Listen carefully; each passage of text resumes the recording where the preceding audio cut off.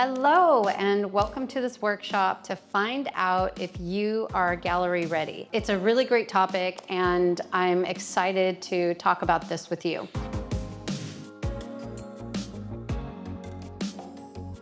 So what you'll get out of it today is to know, what does it really mean to be ready for a gallery? I have found so many artists contact galleries as soon as they have like 3 or 4 pieces done that they're proud of. They want to be in a gallery and they start contacting galleries, or they walk into galleries and even bring their paintings with them. I've heard all kinds of stories from artists on how they try to get into galleries. So I think it's really important to know when you're ready so that you can put your best foot forward and not face sort of early onset discouragement by getting rejected because you just weren't ready.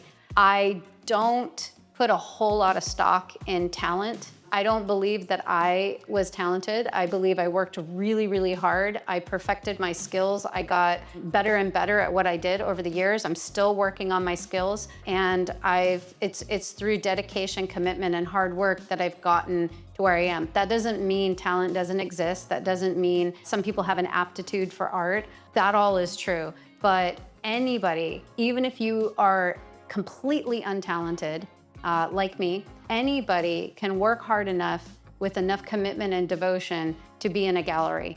And I have seen many artists that I've trained and I've worked with that in less than a year, from basically not really having any skill to 1 year later being represented by galleries. I have real life examples of people I know personally that I've walked through that whole progression. You'll also walk away with what do galleries want to see in your portfolio? What are techniques? What are the skill set? What are the themes? What are galleries really looking for? Real steps you can take now if you're not ready. There's lots of paths to get there, and I'm gonna talk about that. Also, we will provide you with a free checklist to help you evaluate your own readiness. So you can read down the checklist and take notes, decide, yep, I'm ready, nope, I'm not ready, I gotta work on these 3 things. By the end of this workshop, you will understand why you don't wanna approach galleries too early.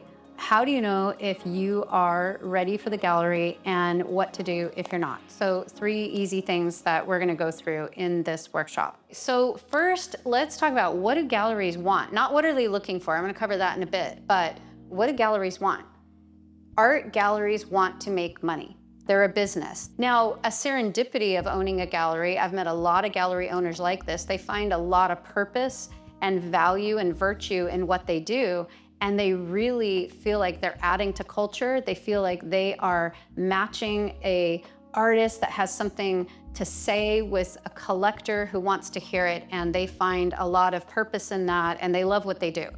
But that aside, they're a business. So they're always looking at their programs, they're looking at the artists that they represent, they're evaluating each year what artists performed, what artists didn't, what ones maybe have potential that they need to put more effort into marketing, and that's not a bad thing. We want galleries to make money. I want any gallery I'm in to make lots of money, especially off of my art, because that means I'm making money. And if I'm making money, then I can continue to paint for the rest of my life, and I wouldn't have to get another job to supplement my income, right? So, well, how do they do this? They're looking for artists that have a story to sell, something really interesting about them, an edge. You might be thinking, oh, my life's boring, I don't have a story, I lived a normal life, I don't know, I don't really have a story.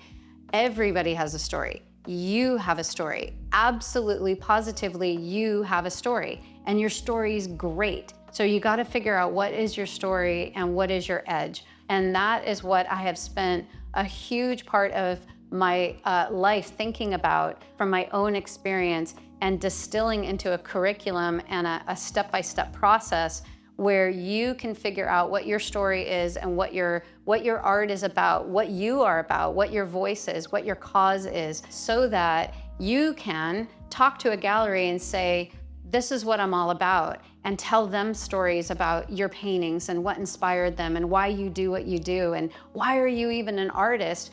And the gallery will sit there and go, wow, this artist has depth. This artist really knows themselves. This artist is self-aware.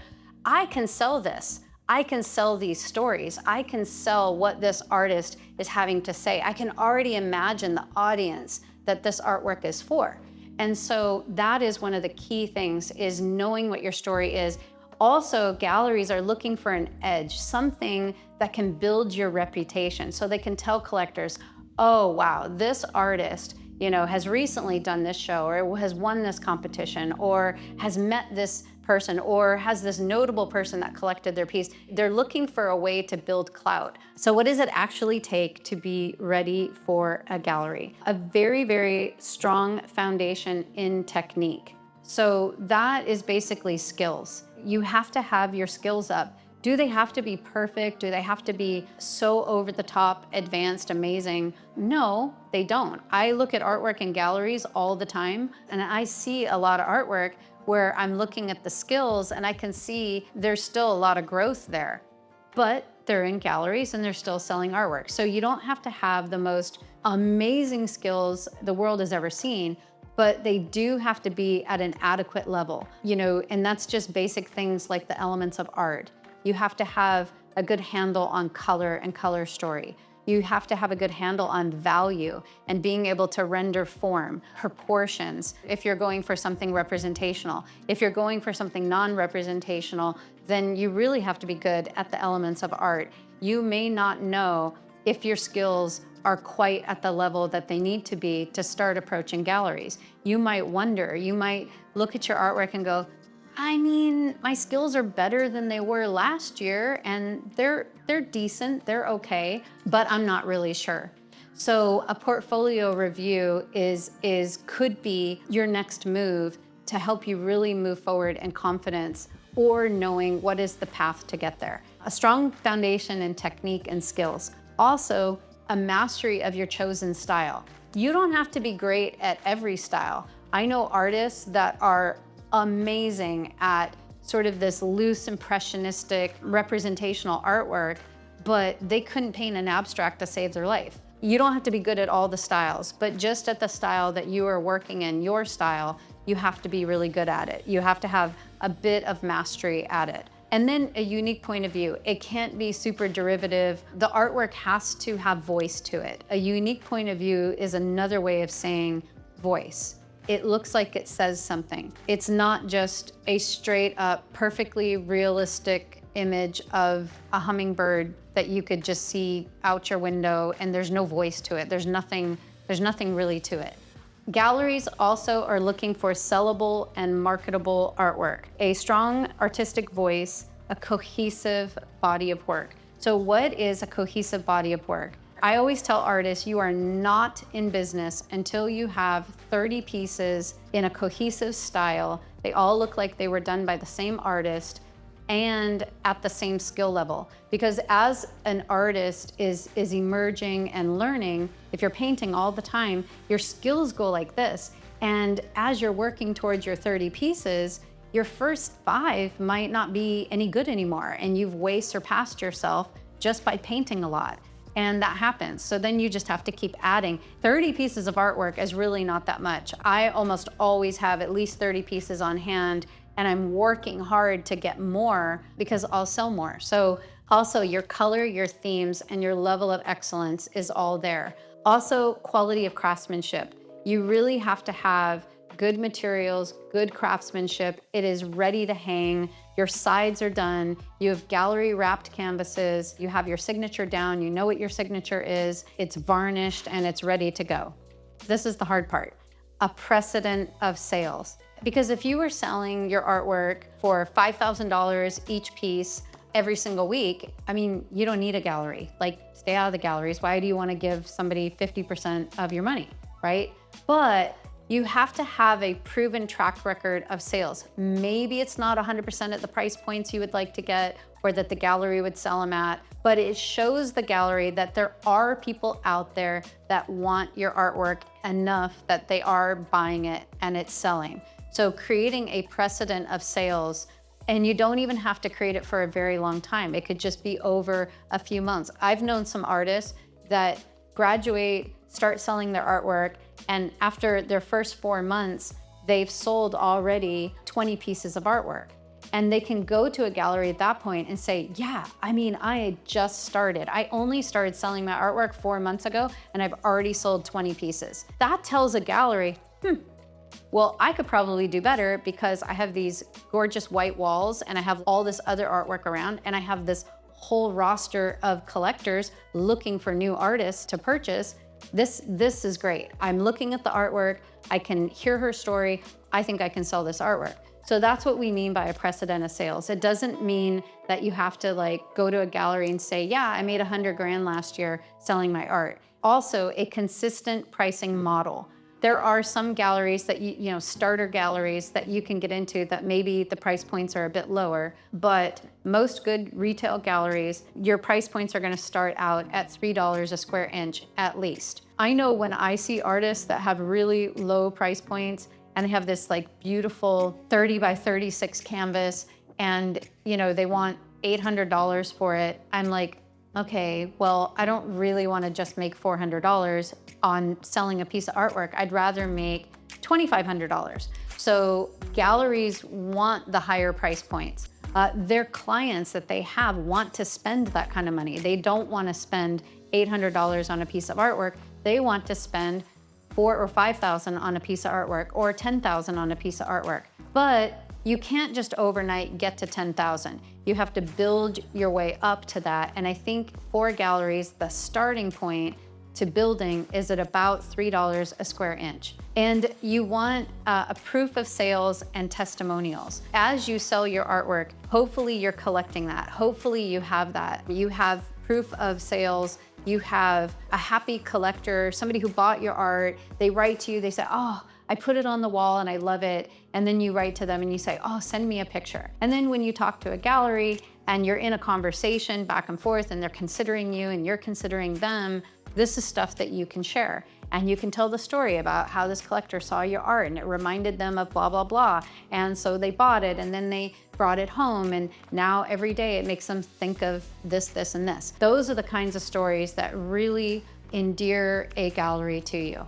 Another thing that galleries are looking for is professional habits and a prolific output. So all professional artists that I know paint a lot, like 40 hours a week plus. You're only going to get really good at what you're doing and be able to earn the professional living by having the professional habit. So building a prolific practice, a lot of that comes into play by having a process that works. Your process of painting are the materials that you work with and what order you go in. So maybe you're a mixed media artist and you start out with some sort of underpainting and inks or textures, building textures of some sort, and then you move on to acrylic and maybe finish off in oil or something like that. And you're able to work on several pieces at one time. That is what it might take for you to be able to be prolific. Building up a process and a practice that is conducive to selling artwork and being prolific. Because if a gallery is going to work with you, they're going to work with you because they believe they can sell your art. And so every single month, they're going to be selling your art, month after month after month. And if you put 7 or 8 paintings in their gallery initially, they'll probably sell out of those within a couple months. And what are you going to do? You'll have to have 7 or 8 or 10 paintings to replace them. So being prolific is very important. Painting and completing 8 to 12 quality pieces each month is really how you can, sustain a professional artist lifestyle. So what do you do if you're not gallery ready? What are some things that you can do? Even if you're not ready for a gallery, you can totally sell your artwork. I sold tons of artwork before I was ever in a gallery. I sold artwork through businesses, frame shops, furniture stores. I worked in the decor market. I had a lot of years under my belt selling artwork before I was ever in an actual art gallery. So there's lots and lots of ways to sell your art, and that's what you should be pursuing in order to get ready for the gallery. That is, sort of the path to get there. It's not that a gallery is at the beginning of the journey. The gallery is sort of midway through the journey. You have to build your sales up. You have to prove to the gallery that you will make the money. And so just because you're a good artist or just because you have sellable art, that doesn't necessarily mean that you're proving that they can make money. The difficulty about just going out there and emailing a bunch of galleries, calling a bunch of galleries, walking into galleries and telling them, hey, I'm an artist and you should sell my art. I don't think it works to your advantage to do that too early, because first thing is you could get very, very discouraged and begin to have so much self-doubt that you might believe that you could never really make it as a professional artist, or you'll never make it into a gallery. Sometimes galleries say harsh things and you might believe what they're saying. So I think it's best to go with confidence, knowing you're ready, your artwork's ready, you got your story together, you already have sold a bunch of artwork, so you know that you are a catch and that you are an asset to a gallery, and you can walk in strong and confident. That is the best place to be in approaching a gallery. If you email 100 galleries, you might only hear back from 5 of them. And most of them aren't looking for artists. They're not selling enough artwork to expand, or they're selling the artists that they already have really, really well, and they're not really looking to take a risk on somebody new. Maybe you're not the right fit. Maybe your price points are too low. There's a lot of reasons why artists get rejected from specific galleries, and it might not have anything to do with your art, but it might begin to eat away at you and think like, my art isn't very good. I'm not a good artist.